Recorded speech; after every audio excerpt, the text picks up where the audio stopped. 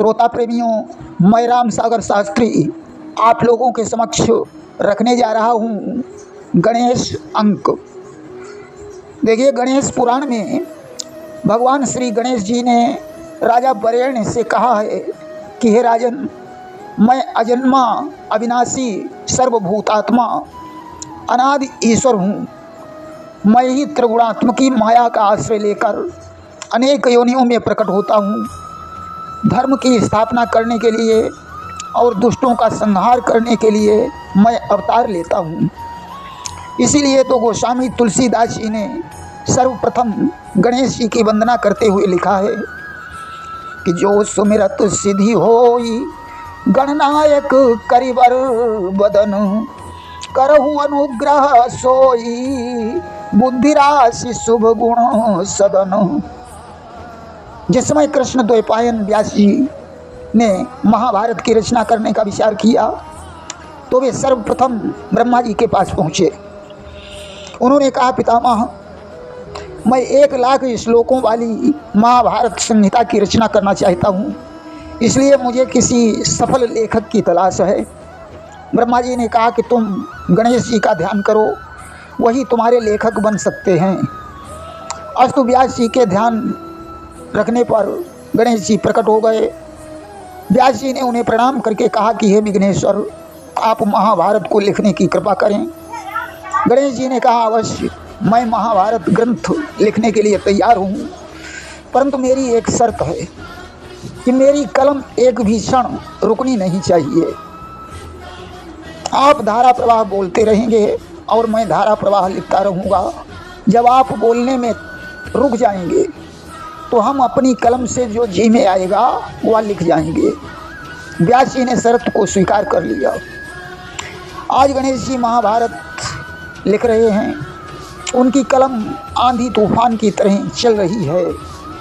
अस्तु हुआ क्या कि दैवात एक क्षण के अंदर मुनिवर का मौन विधान बना, बसूसी एक क्षण के अंदर वह पूज्य गणेश पुराण बना। एक क्षण के लिए व्यास जी मौन हो गए और बस उसी क्षण में गणेश जी ने गणेश पुराण की रचना कर डाली। ऐसा भी कहा जाता है कि गणेश जी की कलम जब वायु वेग के समान चल रही थी तो अचानक कलम टूट गई। गणेश जी ने अपना बायां दांत तोड़कर लेखनी बनाई, जिससे गणेश जी एक दंत के हो गए। वहीं ऐसा भी कहा गया है कि गणेश जी का दांत परशुराम जी के फरसे से टूटा था। वहीं पुराणों में यह भी कहा जाता है कि जिस हाथी का सिर गणेश जी के धड़ में जोड़ा गया था वह हाथी एक दंत का था। अब यहाँ लोगों को शंका बन जाती है कि हाथी का सिर जोड़कर गणेश जी को कैसे जीवित किया गया। देखिए, 24 सितंबर 1958 की घटना है कि एक रूसी वैज्ञानिक ने एक कुत्ते का सिर काटकर दूसरे किस्म के कुत्ते की गर्दन में जोड़ दिया। उस कुत्ते के 2 सिर हो गए और वह दोनों सिरों से खाता पीता था। हम सूर्य को देखते हैं तो बहुत छोटा दिखाई देता है, परंतु पृथ्वी से 13 लाख गुना बड़ा है। हाथी भी विशाल होगा और चूहा जो गणेश जी का वाहन है वह भी विशाल काय होगा। अच्छा, गणेश जी ने चूहे को ही अपना वाहन क्यों बनाया? देखिए, चूहे का काम है कुतरना। बिना तार्किक बुद्धि के बात समझ में नहीं आती। गणेश जी बुद्धि के देवता हैं और चूहा कुतर्की है। जो कुतर्क पर विजय प्राप्त कर ले वही सच्चा बुद्धिमान है। गणेश जी को परात्पर ब्रह्म बताया गया है। श्री विघ्नेश्वराय वरदाय सुरप्रियाय लंबोदराय सकलाय जगद्धिताय नागाननाय स्तुतियज्ञ विभूषिताय गौरीसुताय गणनाथ नमो नमस्ते। बताया जाता है कि भगवान श्री कृष्ण ही गणेश जी के रूप में प्रकट हुए थे।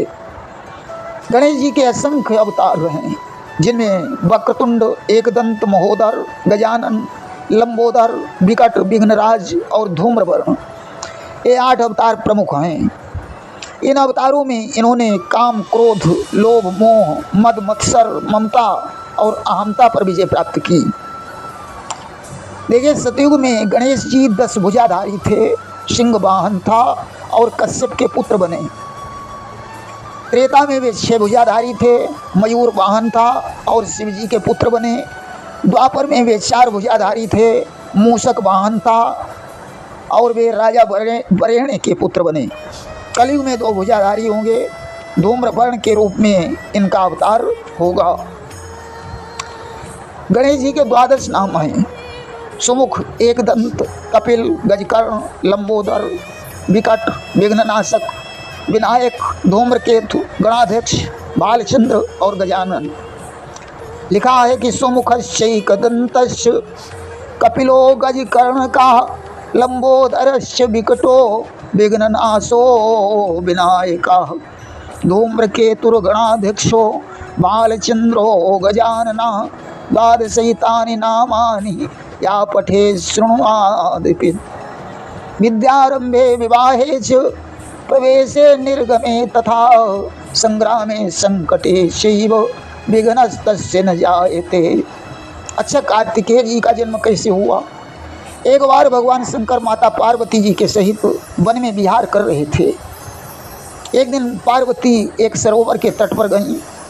वहाँ सुंदर कमल पुष्प खिले हुए थे। पार्वती जी ने सरोवर में स्वच्छ जल देखा तो उसे पीने की इच्छा हुई। तब तक उन्होंने देखा कि कमल पत्र पर जल लेकर 6 कृतिकाएँ अपने घर को जाने वाली हैं। पार्वती जी ने कृतिकाओं को रोक लिया और बोली, यह जल मैं पीना चाहती हूँ।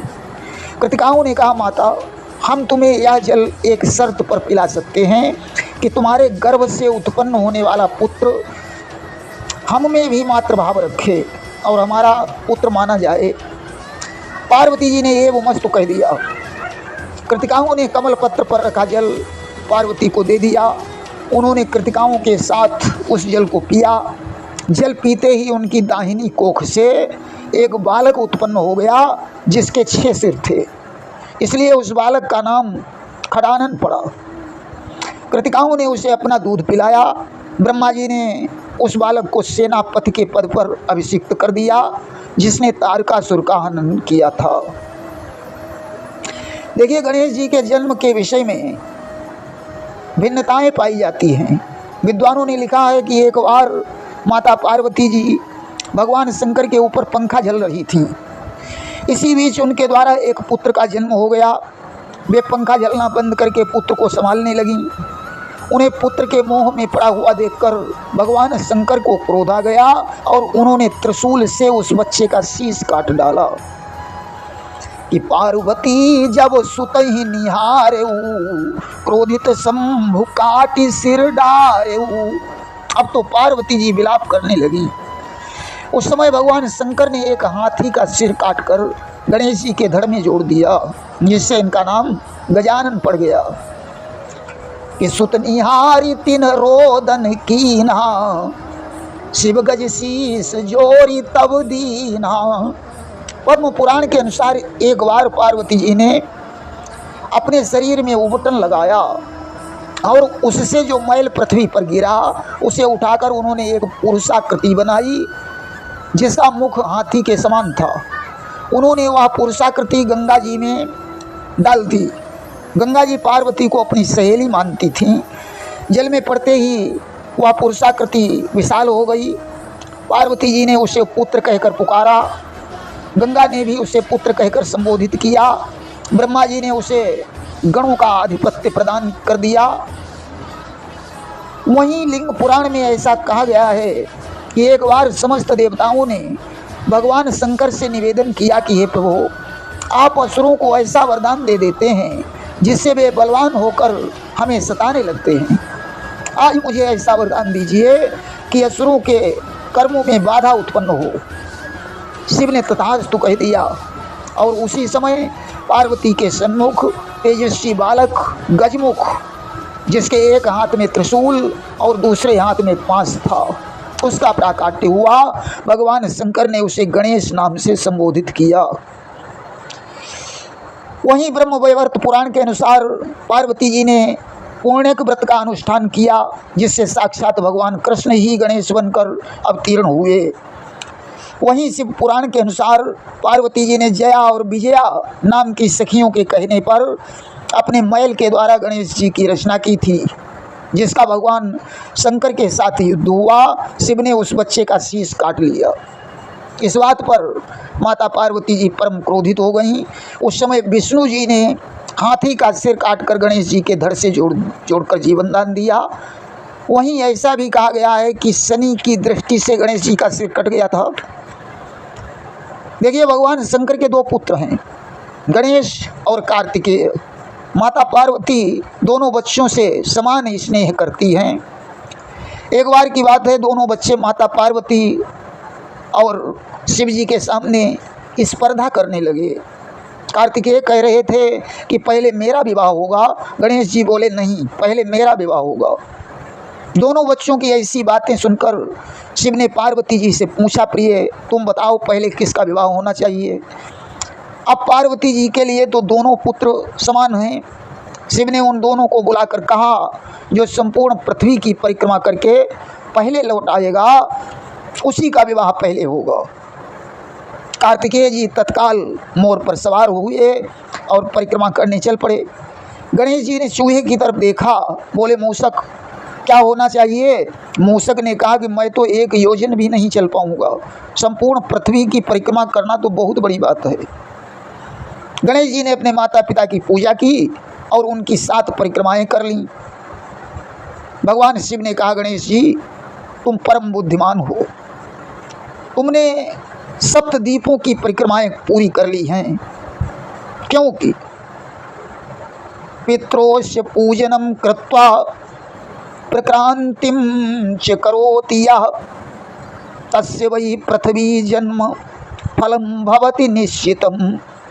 जो पुत्र माता पिता की पूजा करके उनकी प्रदक्षिणा करता है, उसे संपूर्ण पृथ्वी की परिक्रमा का फल प्राप्त होता है। यह संवाद जिस समय प्रजापति विश्वरूप को विदित हुआ, वे अपनी सिद्धि और बुद्धि नाम की कन्याओं को लेकर शिव के भवन में पहुँचे।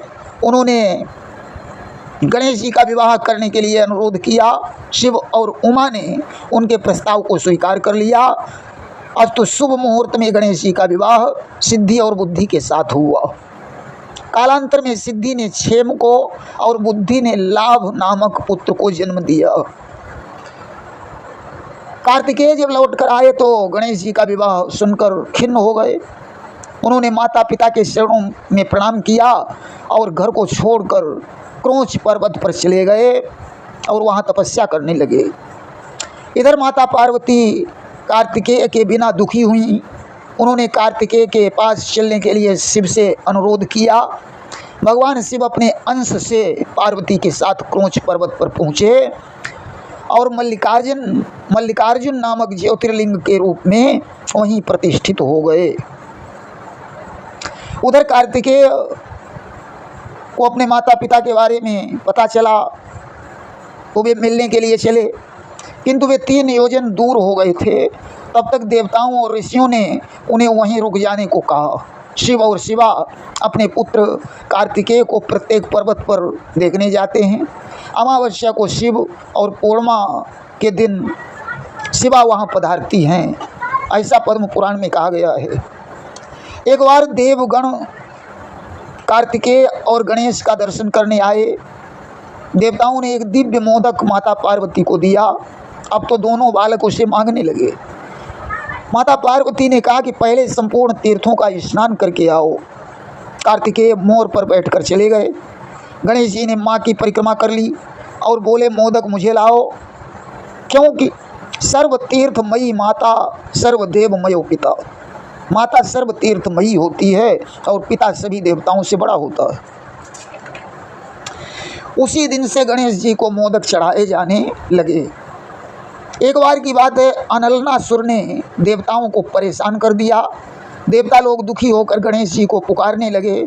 आज तो गणेश जी ने अनलनासुर के साथ युद्ध किया और उसे उठाकर निगल लिया, जिससे इनके पेट में जलन उत्पन्न हो गई। उस जलन को शांत करने के लिए देवताओं ने इन्हें दूर्वा का रस पिलाया। उसी दिन से गणेश जी के ऊपर दूर्वा चढ़ाई जाने लगी। देखिए, ईर्ष्या ही अनलनासुर है, अतः मनुष्य को ईर्ष्या कभी नहीं करनी चाहिए। गणेश जी पर कभी भी तुलसी पत्र नहीं चढ़ाने चाहिए, क्योंकि तुलसी धर्मध्वज की पुत्री थी, जो गणेश जी से अपना विवाह करना चाहती थी।